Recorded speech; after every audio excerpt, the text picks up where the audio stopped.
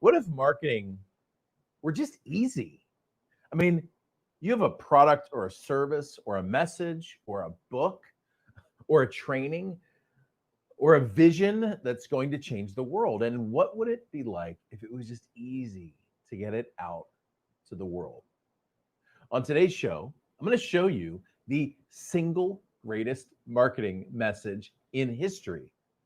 And then we're going to move into a recent copywriting project that I did to show you how to connect with any audience at any time in every way.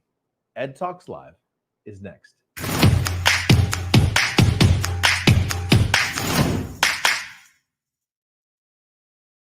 All right, all right, what's up? I don't know why I struggle with that.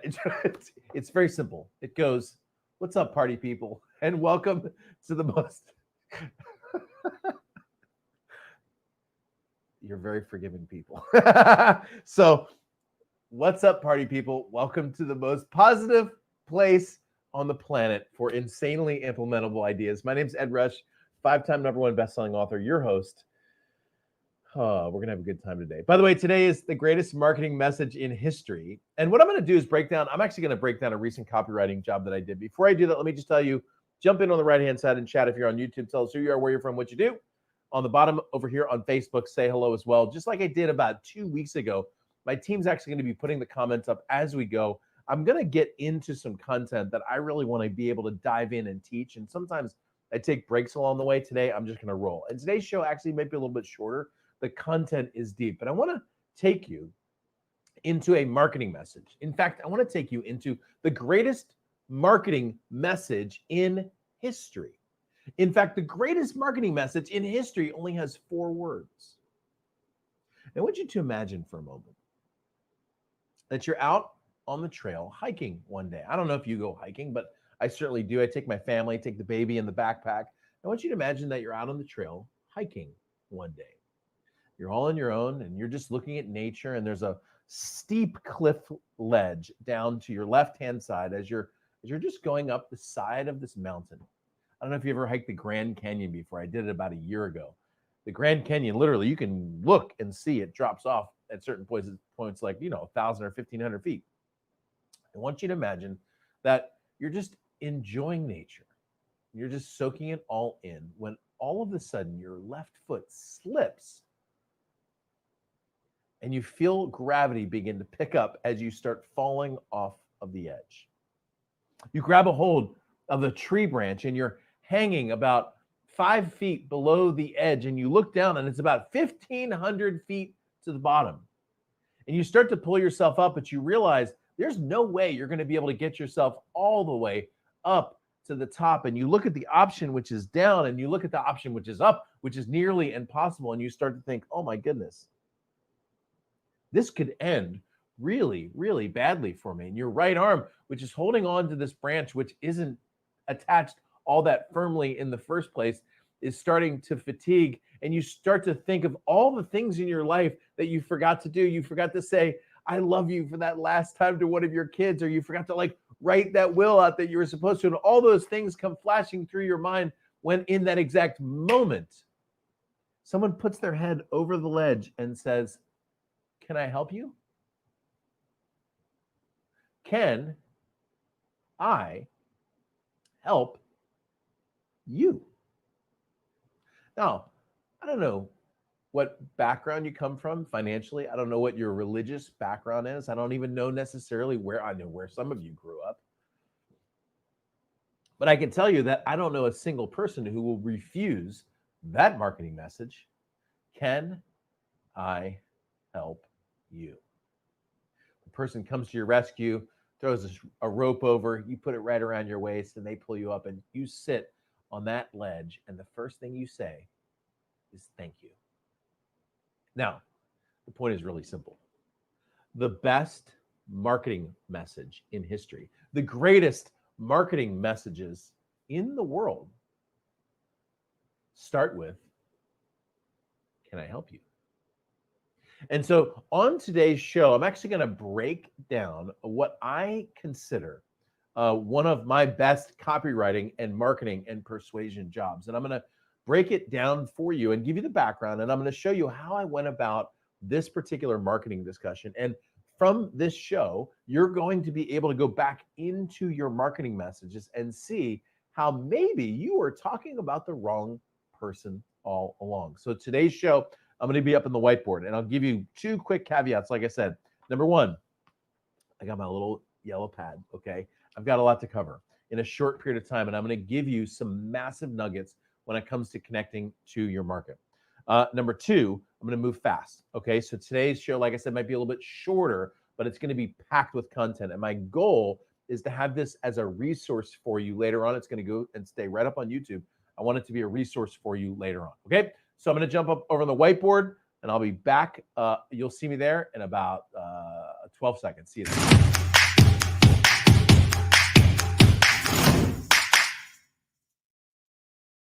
I literally have just enough time. See, I never change this thing. Literally have just enough time to push that button, switch the cameras, get up, grab my pens, and go to the next step. All right. So fundamentally, I'm going to show 3 things. I'm going to show the important first step when it comes to connecting with any market. I'm going to show you how I go about actually writing when it comes to the copywriting that I do, and then I'm going to take you into the actual process. Okay. And for some background, I was hired just about 2 or 3 weeks ago by a very big company to come in and help them launch a product.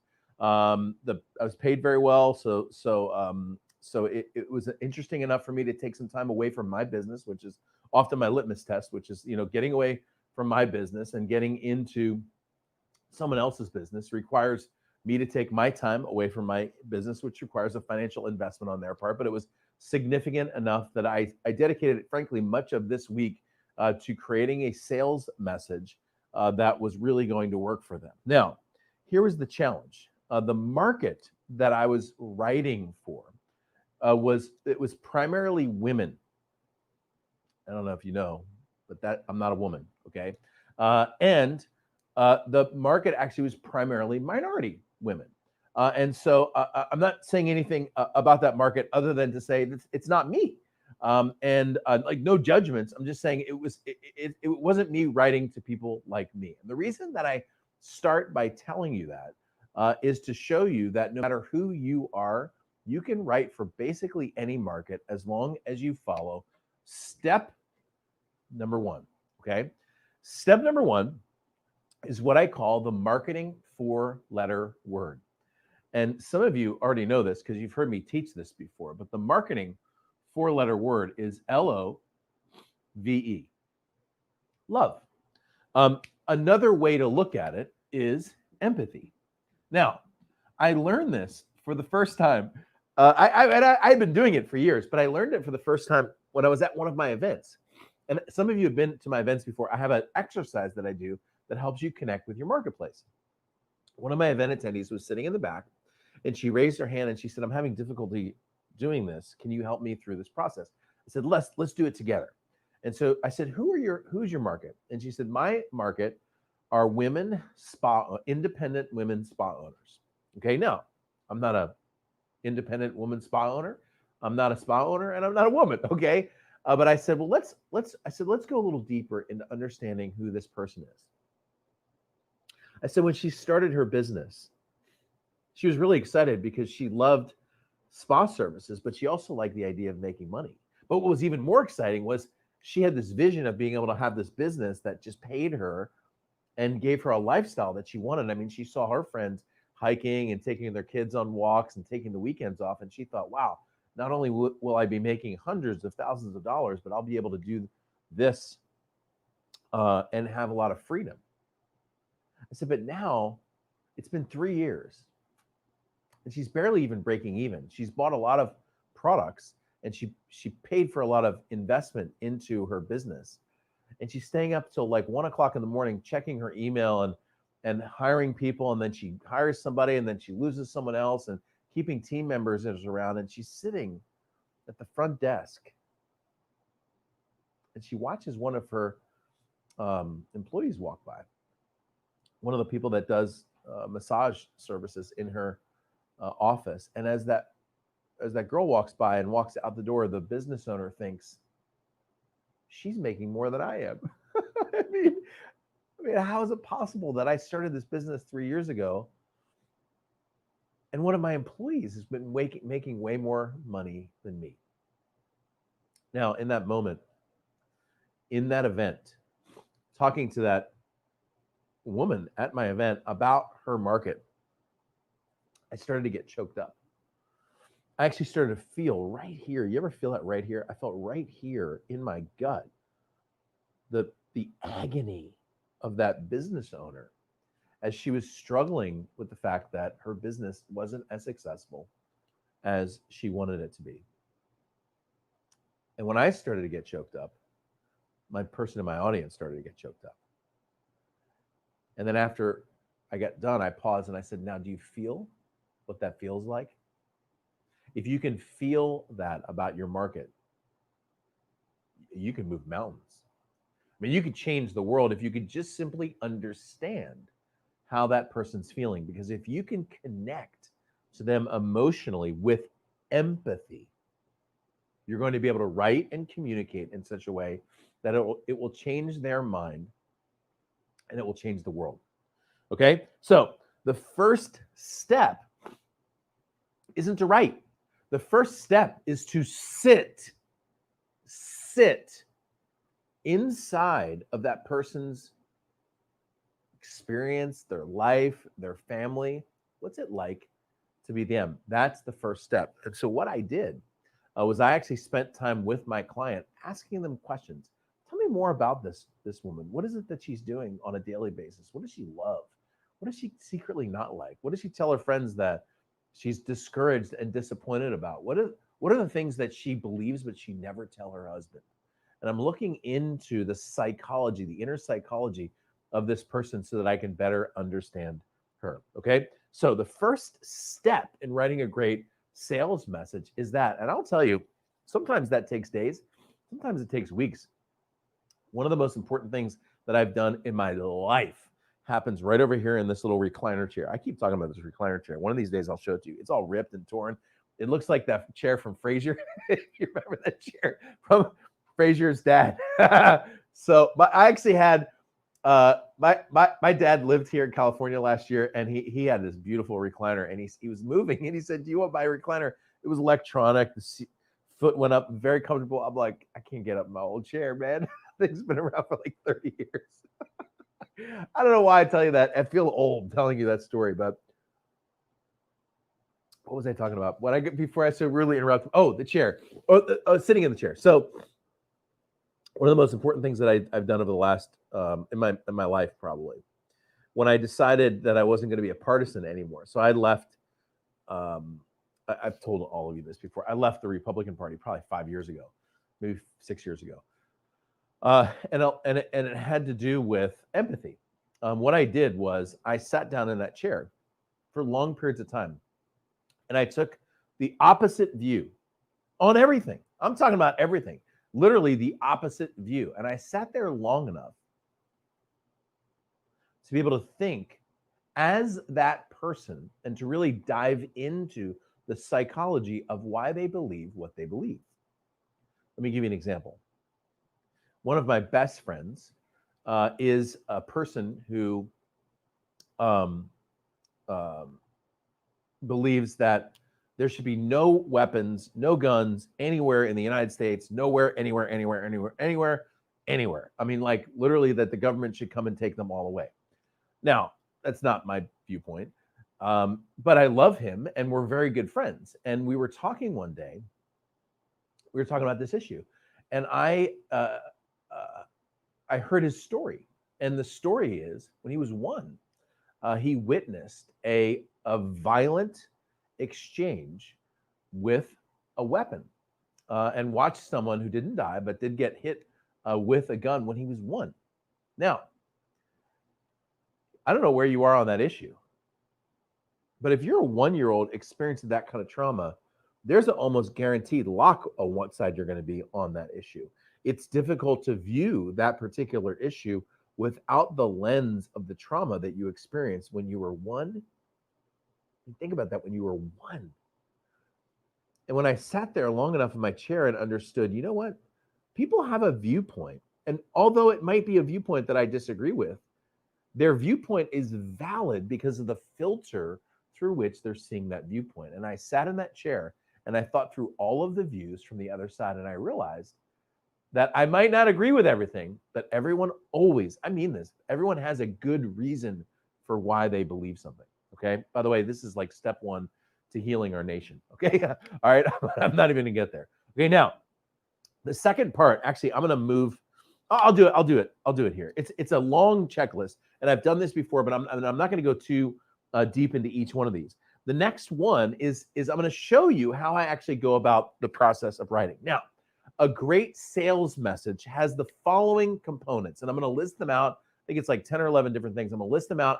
I don't need you to, you can write them down if you want to, but I've taught a lot of this before. I could do a whole day on this. I'm just going to show you what the steps are. So you have a headline. You have certain cases of sub-headline. Most of the time you have a sub-headline. I'll explain what this stuff is in a second. You have an introduction to your sales letter, then a story. Then you have the benefits of whatever you're offering. Then you have the bonuses to whatever you're offering. Then you have any kind of guarantee, if you have a guarantee. Then you have price. Then you have what I call PJ, which is price justification. Then you have a call to action. And then you have any other extra bonuses or following arguments that you might have in your discussion. So 1, 2, 3, 4, 5, 6, 7, 8, 9, 10, 11, if you include the subheadline. Okay. That's the flow of a good sales message. Most marketers start here. Okay. So they sit down and they're like, all right, I'm going to write a great headline. And you sit there and you stare at a blank page. You're like, it's going to be a great headline. It's going to be a great headline. And then you stay there staring at a great blank page. You're like, oh my gosh, I don't know. Okay. That's the way that most people start into their marketing message. And I don't know about you, but I've stared at a lot of blank Word documents before. And that's very, very frustrating. Okay. So what I devised was a simple workaround to how I did this. Now, remember, because we started with empathy, because we started with love, the next thing you get to is what people want, okay?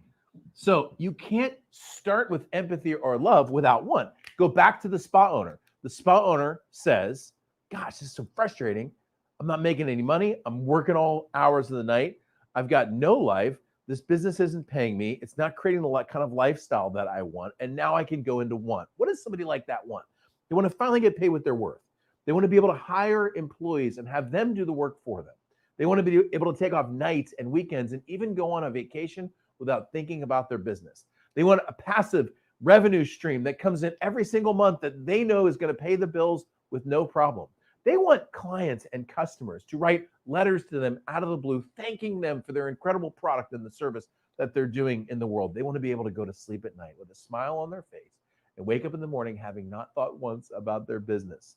They want to walk into their business in the morning and have all of their employees with a cheerful face and a big heart say, "Good morning, Janine. It's so good to see you today." They want to be able to look at their bank account and see a nice big number that's so much bigger than any of the bills. Now, I don't have any of that stuff written down. I'm just telling you, if I sit long enough understanding this particular person, I end up knowing exactly what they want. The challenge is this flow of this particular sales message. I'm going to tell you, every great sales message has these components. If you come to watch me on a Zoom video, you'll see I open the Zoom with a headline. I did it today, didn't I? Didn't I say? I said, look, what if you could, what if marketing was easy? That was the headline. I said, what if you could, in just a few words, be able to get everyone to say yes because you have a message or a story or an experience that's going to change the world, but you haven't gotten there yet. That was my headline and my sub headline. And then my introduction was a story about the guy who was hanging off the cliff, right? And then the person who said, "Can I help you?" Right? That was the beginning of the story. Okay. And then this part right here is when you're talking, when you connect the headline, the intro, and the story to the thing that someone wants. Okay, now here's a cool key when it comes to writing sales copy. If you sit and stare at the blank Word document, like I did, sit and stare at the blank Word document. If you sit and stare at the blank Word document, you'd be like, okay, like I do all the time. But if you start with want, then what you do is all you start with. I start with what are called the bullets, okay? The bullets are the benefits of the person working with you. A benefit is finally wake up in the morning with a smile on your face, knowing your business is doing the work for you. Make the kind of money you deserve on half of the time.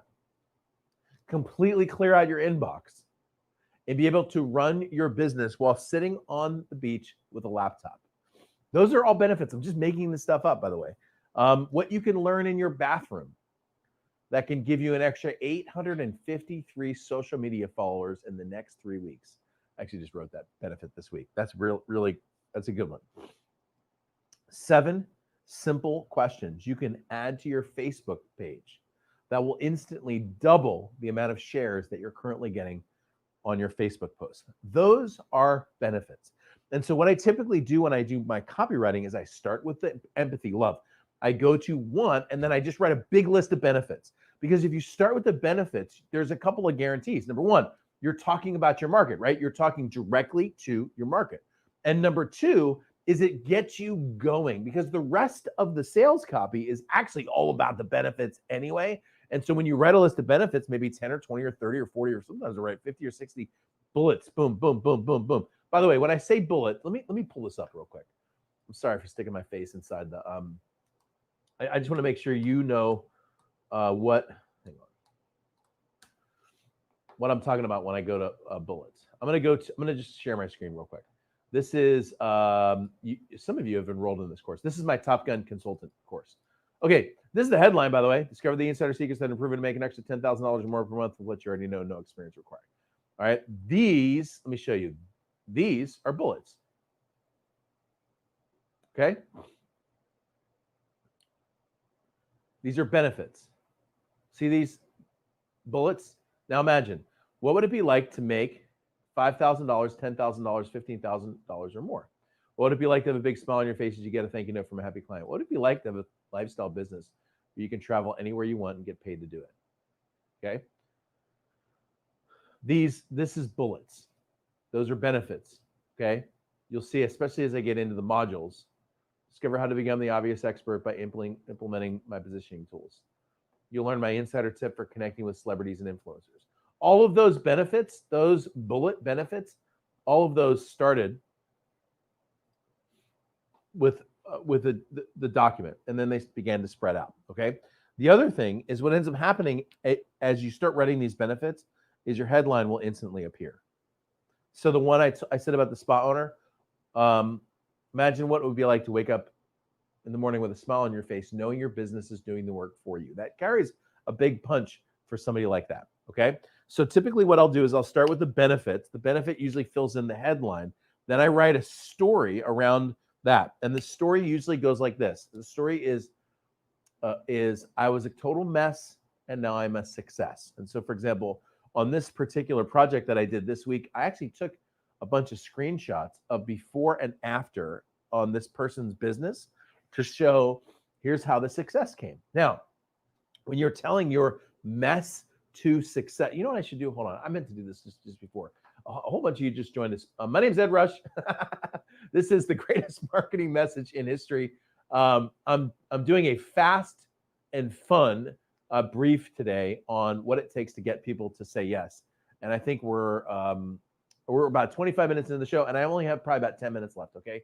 So today was intended to be boom, get in, get out, and keep making comments in chat. As you can see, my team is putting those below. But a lot of times when chat slows down, it's because people are taking notes, okay? So if you're taking notes, all good, okay? So the benefits inform the headline and then the story. And the mess to success story has to sound like this.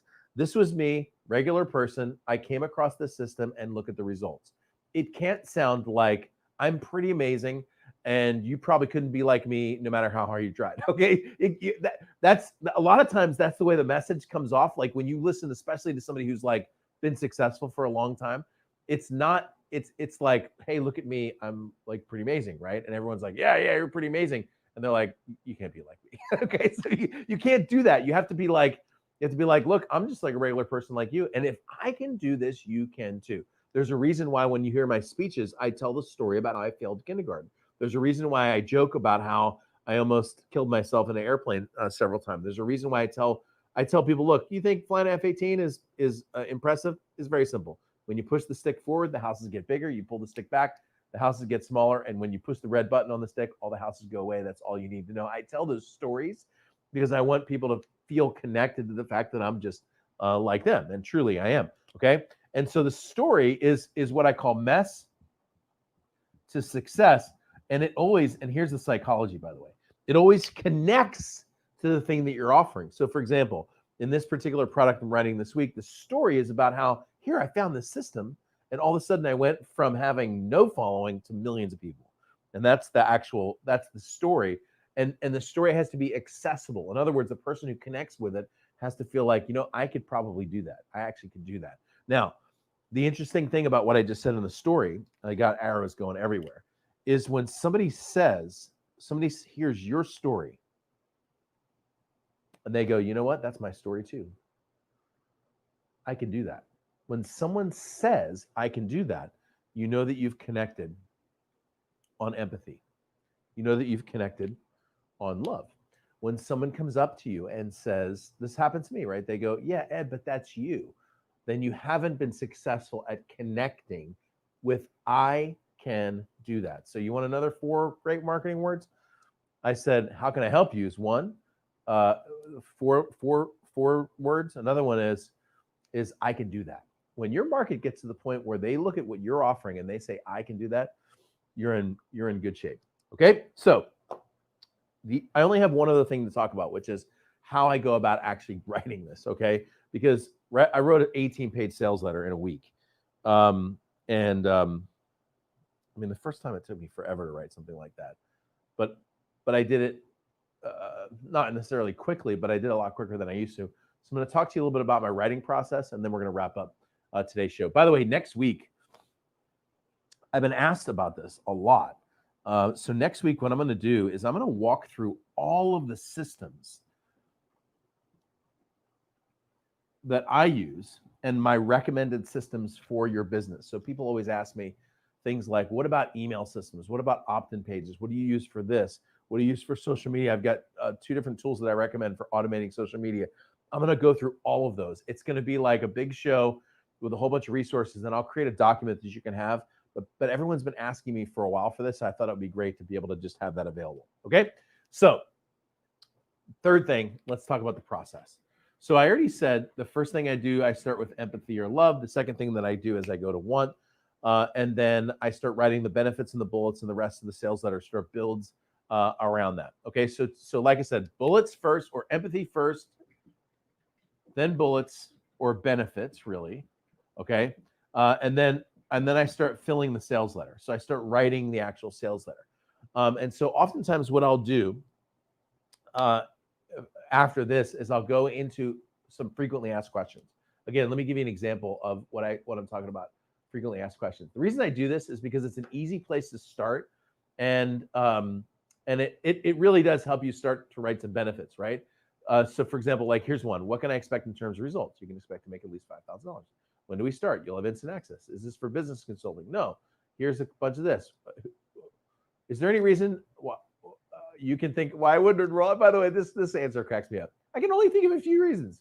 This program isn't for you if you have no plans of taking action, you are unwilling to get out of your personal protective shell to help people, or you are truly repelled by money. Okay. Like, who's going to read this and have any of those? My point is, I actually sometimes start down here at the frequently asked questions because they're easy. They're easy, and then they kind of get you into writing. Okay, now, after some time, I begin to have the shell of the letter complete. When I'm writing, I have some music on. I have my email closed. Usually my text is off. I'm writing in an undistracted format. And I'll go for like an hour or two and then take a break, maybe another hour or two, take a break. Sometimes I'll go for a little walk. At times I will also state change. Here's what I mean by this. Sometimes when you're writing, you start to feel like you're getting a little like sluggish or like, oh my, I can't think of anything.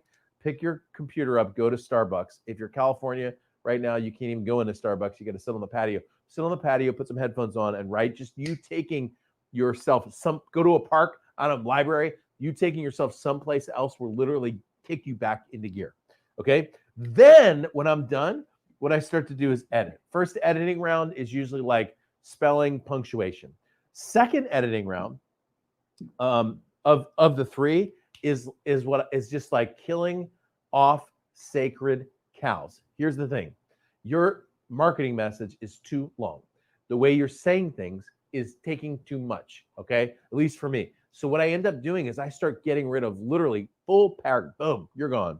Boom, boom, you're gone.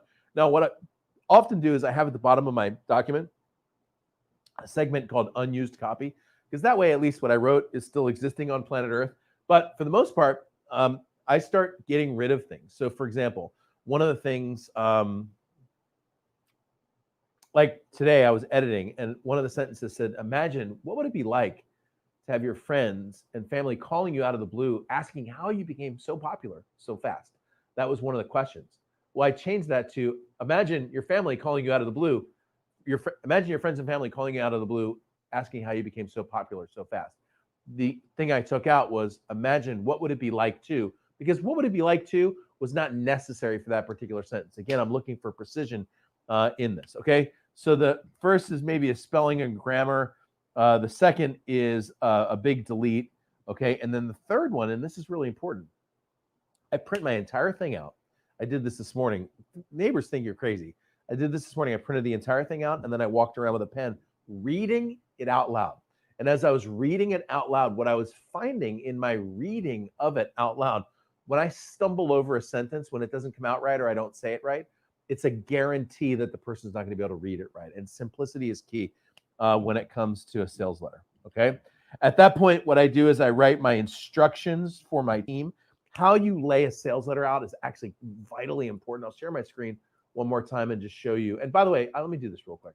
For those of you who just joined us, my name is Ed Rush. This is the greatest marketing message in history. I'm about to wrap the show up, by the way. So if you got any last minute comments or thoughts, now's the time to do that. I just wanted to make a really nice, clean show with a clean recording. How this gets laid out is important. So like, for example, I tell my team I wanted these boxes to open like that and not to just be sitting there. I showed them exactly how I wanted these testimonials laid out in terms of the style. I would tell them something like, hey, I want this to be a totally new section with a different layout because this is a guarantee section. I would say, I want this image to be sitting right there. I would say, I want these boxes, these boxes to be sitting right next to the copy, okay? So those are examples of what I mean when it comes to instructions. Then my team lays it out, sends it back to me. I go through and do my own editing. When I see it laid out, I catch a whole bunch of other mistakes that I want to make, and then you go live, okay?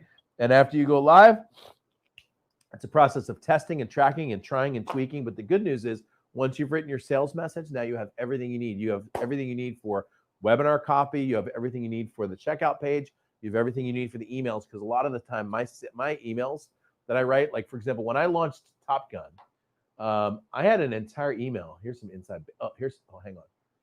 Let me show you a little inside baseball on this one. I had an entire, see where it says consultants make more money? I actually sent almost an entire email that was like this whole thing right here. All of this $1 trillion business stuff. I sent this out as an email to my list. And like, nobody was like, yeah, isn't that on the letter? Nobody cares about that. See, because once you wrote it, you've got it available to you. Okay. So let me go back to sit down for just a second. And then I'm going to wrap up with just a little bit of encouragement to you. The mission for you coming out of this show is really simple. Your job is to sit for a little while with some empathy and love, thinking about your marketplace. You may be a consultant in business. What does the business owner want? You may be an organic gardener, Diana. You may help people create beautiful gardens. You may help someone with their relationships or with their kids, or you may have a mission like me to change the world politically and how we lead. Start with empathy. What is it that people want? What do they really, really want? I mean, right now we're in a time where the amount of negativity online is off the chart, and I'll talk more about current events next week. But the tendency is to look and be like, that's just a bad person. But what is it that what do they want? What is their journey? How can you help them? How can you reach down and help the people that need your help? So your mission out of today's show is really simple. Sit down until you feel for real moved emotionally about your markets once, then start writing. You don't need to be a professional copywriter to get this right. Let me tell you, I've hired a lot of professional copywriters. There's nobody better than you connecting with your market. Okay, so that's a wrap for today. Next week, I've got a huge show planned for you around systems, and you're not going to want to miss that one. It's going to be, I've put a lot of work into this one. It's going to be good. All right, and all right, that's it for today. I love you and I like you, and EdTalks Live is out.